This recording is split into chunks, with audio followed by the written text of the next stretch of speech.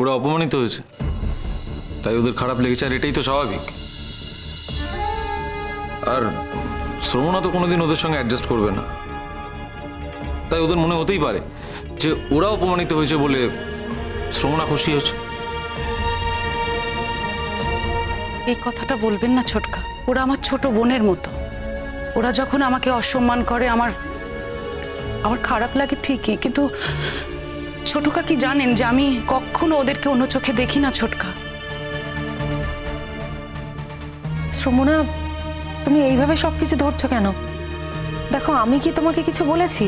আমি তো বলিনি, তাই না? আর আমি তো ওদের মা, আমি তো সব জানি। একটা কথাই আমার শুধু জানার ছিল, হস্টেলটাও কি করে পেলো, কিভাবে পেলো সেটা আমি জানতে পারলাম না।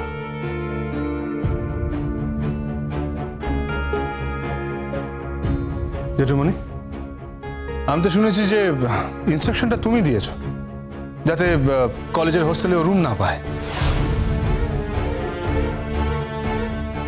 কে বলেছে তোমাকে এই কথাটা? কতটা সত্যি কিনা সেটা বলো। আমি জানতে চাই কে বলেছে এই কথাটা। ডেফিনেটলি আমাদের কলেজে যিনি দায়িত্বে আছেন তিনিই বলেছেন। দেখো, আবার তাকে এই নিয়ে শোকজ করতে চাও না, তার কারণ স্যালারিটা কিন্তু আমরা দিই না।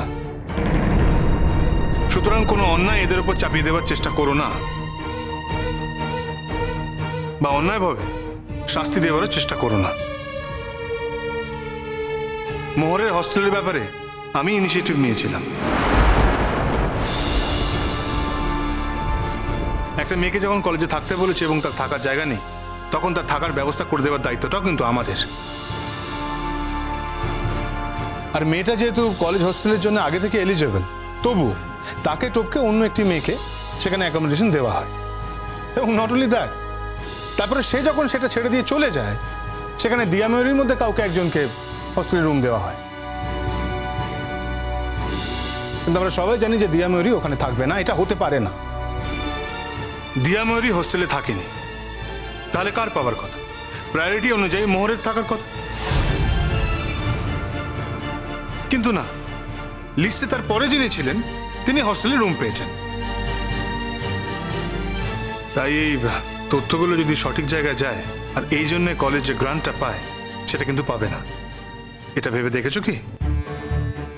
আর মোহর যদি চ্যালেঞ্জ নিয়ে সত্যটাকে খুঁজে বার করতে পারে, তখন কিন্তু শুধু তোমরা একা নাও জেঠুমণি, আমরা প্রত্যেকে কিন্তু ফেঁসে যাব।